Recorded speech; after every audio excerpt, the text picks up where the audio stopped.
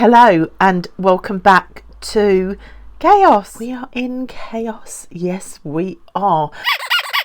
I've had half term week. It's supposed to be a week without the kids to relax. Without the kids didn't happen. I've also been preparing for a birthday next week of one of my babies. My littlest baby is 15 next week. How is my youngest 15 next week? So I've been putting plans in place for that as well. It's been chaos. It's been chaos this week. So there's been plans afoot. Why does the bookcase look like that? I have been decluttering to be able to put my plans in place. I got rid of a load of pieces of furniture to make room in the house, but the things that were inside that furniture, we haven't quite sorted it yet. So I thought I would sit down at the end of a week and try and attempt to do at least one video. When you've got the house in chaos, the only thing to do is to go to the library. This is my sanity in a bag. So we've got a library haul today. Now, I never buy new books. I never look at new releases. I haven't got the budget for it. But the library, I have discovered, is a way to do new release books. And we are in February. We've got all the literary prizes being announced. So I have watched a ton of your videos out there. So thank you guys for inspiring me all about the long list release of the Women's Prize. The Women's Prize in fiction is being released. The long list is being released, I think, in about a week, 2 weeks.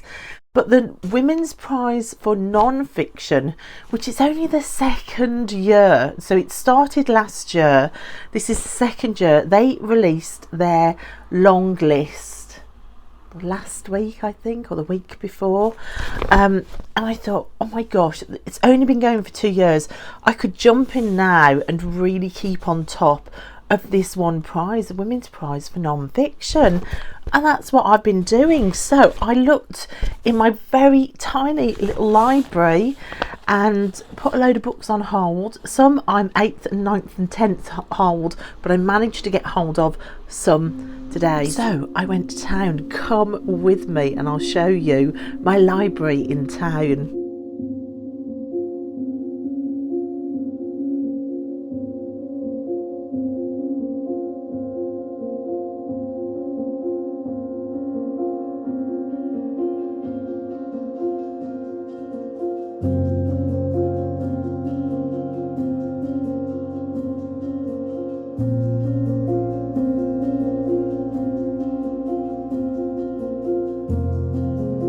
One of these I picked up last week.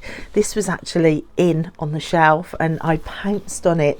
Now this is Wild Thing. It is written by Sue Pridex and it's the life of Paul Gauguin.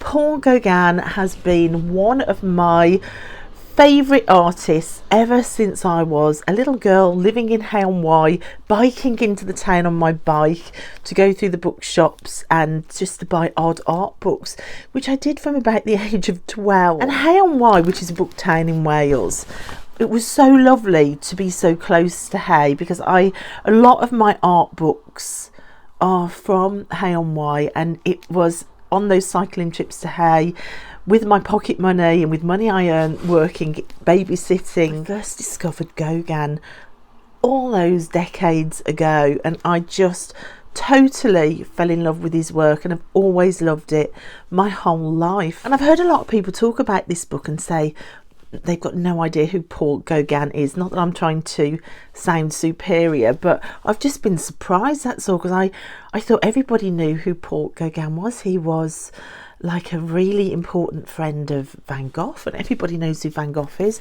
He was actually staying with Van Gogh and they were living together when Van Gogh cut his ear off.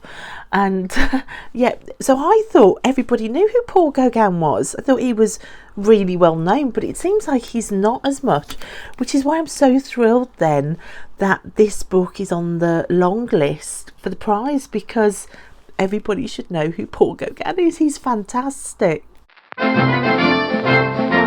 This is actually a book that I would have got my little kid's bike out, cycled into Hay and looked through the bookshops there. Hay was just so wondrous to live near when I was interested in reading from a little girl and in art. Like I said, most of my art books came from this Welsh Borders book town, but this is a book that I would have bought when I was just a very young teenager. In fact, I've just picked it up and look what fell out of it, like a handwritten receipt, 19th of March 1977. So I think it wasn't 77 when I bought this, it was probably 77 when the book went into the shop, but I would have only been 11 in 77. So this, I probably might have picked this up when I was like 12, 13 though, so who knows. But this book was my first introduction to the work of Paul Gauguin, and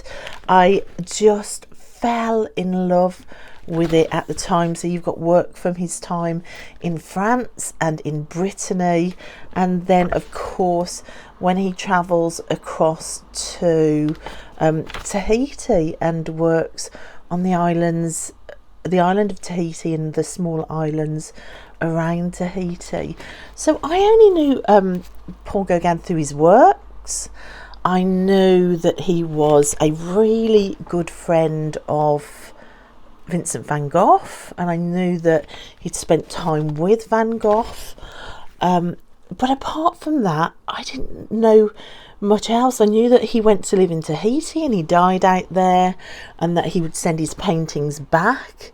But I didn't know much else about him, even though he has been like a lifelong artistic favourite. So this book, which is the first of my library haul, was the most anticipated book on this year's Women's Prize for Non-Fiction. So this is on the long list. And I picked this up last week and I have just devoured it. So I finished it this morning and I really loved it. It was a 5-star read for me. Would it be a 5-star read for somebody who isn't as interested in his works? You know what? There is a possibility, I think, that it could be a 5-star read, even if you aren't a lifelong fan of his work. I think it's so well written and it's so accessible, and not only his life but the life of his family. Like, the most surprising thing I found out was who his grandmother was. I mean, his grandmother has a square in Paris and statues in Paris to do with her women's rights activism, and just an incredible family, and how well connected on his mother's side the family was in Peru. And it's just fortunes lost, there's intrigue, there's information about the art world in here.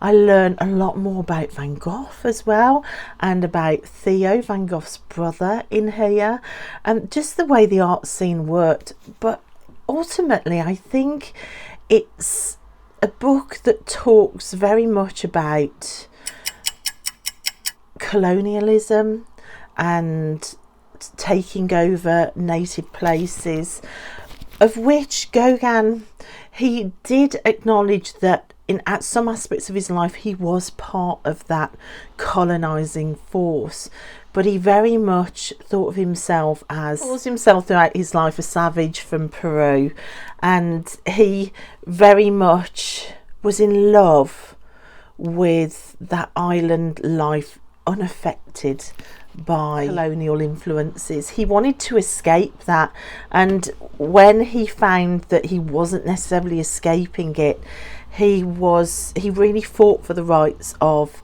the people on the islands. I think some of the criticism that I've heard aimed at Gauguin, the fact that he married very young wives, he left his wife in France and the children, and also that he helped spread syphilis around the islands. All of that is kind of disproved to a certain extent. Yes, he did marry very young women on the island, or girls I should say, but that was very much a part of the culture that he was moving into. He didn't go and force himself as a white man on the island, and he was so in love with his wife in France. You can see how that marriage fell apart and how he was constantly chasing opportunities to bring his family back together. And definitely you can see him fighting against authorities to protect the rights of the island people, who absolutely embraced him as their own. And in the very start of the book, in the very opening page, we also hear that his hut was rebuilt recently, and they found a well on the site where his hut was, and in the well were his teeth, and through DNA samples it proved that he didn't have syphilis. That story of him spreading disease around the island is absolutely a false one. So in a way, I think it's a very honest portrait of this amazing man's life and his family's life.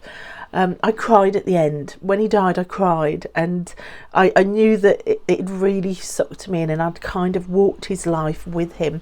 He does give you a beautiful walkthrough of his life and his inner turmoil and his successes and his failures and his spirit, his incredible spirit to never give up on art. And it was everything I wanted it to be and more, and I loved it. I would love this to hit the shortlist. I just loved it. I picked up Autocracy Inc., The Dictators Who Want to Run the World by Anne Applebaum. So this is going through the idea of autocracy and the workings of how the world is run, really, the secret workings behind who's in charge and who shapes our world. This sounds really fascinating. I don't think it's a book that I would have picked up, apart from the fact I want to read some on this year's long list, which this one is. But having read the précis at the beginning, I'm pleased I have picked it up.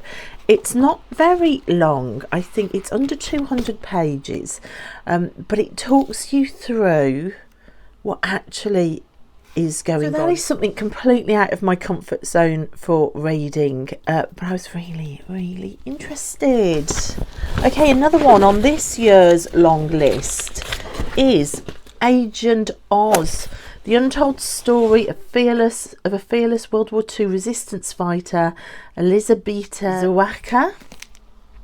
I hope I haven't killed that name, but this sounds absolutely amazing. A woman who walked a really courageous walk, by the sounds of it, in the resistance movement. It's full of photographs. Don't you just love it when you get a book full of photographs like this? The photographs are just incredible. I'm just really excited to read this. I think to get women's stories written by women, I just think that's absolutely fabulous. And of course, in March, we're going into my reading prompt. March is Moonlit March, and I said we could come at March with reading stories about women, if you want to come at it from the idea that the moon in spirituality is linked to women.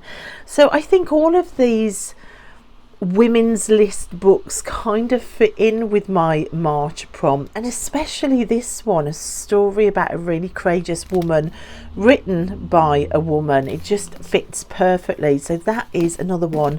It is a bit of a chunker. It is what we're looking at. We are looking at 372 pages, so it's a bit of a chunker. So another one from this year's long list for the Women's Prize for Non-Fiction is Kate Summerscale's The Peep Show, The Murders at 10 Rillington Place. We've got again some pretty fabulous end papers with pictures. So this is true life crime. Police discover the bodies of 3 young women hidden in a wall at 10 Rillington Place, a dingy terrace house in Notting Hill. On searching the building, they find another body beneath the floorboards, then an array of human bones in the garden. But they have already investigated a double murder at 10 Rillington Place 3 years ago, and the killer was hanged. Did they get the wrong man? Sounds gripping, sounds horrific, might not do my anxiety any good, but I'm pushing myself out of my comfort zone. Very red black and white covers here, isn't it? It reminds me of my Dracula month of reading with the colour scheme. So these are the 3 that I managed to pick up after reading The Wild Things. That's 4 altogether for this year's long list for the Women's Non-Fiction Prize. But I'm not finished there. Where I think I'm going to get time for all of this, I do not know. But they had 2 in from last year's Women's Prize, and they had the one that I most wanted to read, which is this one, Thunderclap, which is the other art book from last year's prize. So they had Wild Thing in this year's long list, they had Thunderclap in last year's prize list. I think this might have got shortlisted actually last year. And it says, on the morning of the 12th of October 1654, a gunpowder explosion devastated the Dutch city of Delft. The thunderclap was heard over 70 miles away. Among the fatalities was the painter Karel Fabritius, dead at 32, leaving only his haunting masterpiece, the Goldfinch, and barely a dozen known paintings. For the explosion that killed him also buried his reputation, along with answers to the mysteries of his life and career. So he isn't a painter that I've heard of, and you can see now why I might not have heard of him.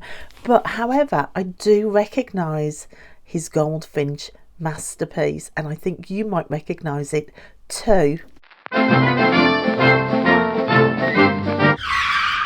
It is the painting that you can see peeping through on the Goldfinch, Donna Tartt's The Goldfinch. Now, so I read this book, gosh, years ago when this first came out.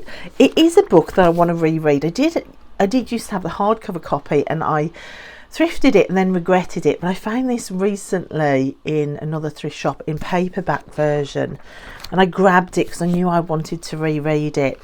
But it got me thinking that in this story, in Donna Tartt's The Goldfinch, the story opens with a explosion, a bomb going off in a museum art gallery, and the Goldfinch is the picture that gets stolen. And how strange that the artist was killed in an explosion. And I can't remember now whether this novel makes that connection and talks about it as part of the text of the novel. I can't remember it doing it, but it has been years since I've read it, so it makes me even more keen to reread this, because that seems too big a synchronicity, the fact that this artist was killed in a explosion and this book is centered around the goldfish being stolen, the Goldfinch painting being stolen because of an explosion. So it might be that I will read these two together, but when I'm going to find the time, I do not know. So if I get to it, I'm going to try and read Thunderclap. I know in April we have April Showers, so a book with weather somewhere in it, so this would fit for that, as long as it's still available for me to have from the library and renew for April. So that's a good one. I'm excited about that. And then the last book from the library is last year's winner for the Women's Prize for Non-Fiction, which is Naomi Klein's Doppelganger. So I think this one sounds fabulous. When Naomi Klein discovered that a woman who shared her first name but had radically different harmful views was getting chronically mistaken for her, it seemed too ridiculous to take seriously. Then suddenly it wasn't.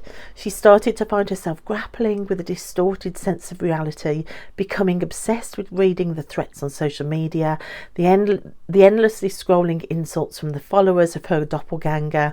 Why had her shadowy other gone down such an extreme path? Why was identity all we have to meet the world so unstable? So, linked with a name might possibly be the woman that at one point started a Facebook group for people with the same name as me. Did I? Yes, I did. And it's very true. It is really interesting to see the differences that lives that are linked with just a name can hold. So I think this sounds fabulous. Kind of links in identity and social media and how we've got access to other people's lives via social media. It won. It's got to be good. It won, or perhaps it's not good. Who knows? I've never read any prize list books before. They might all be terrible, although I very much doubt it because this was fabulous. So that's it, guys. I've got two from last year's list.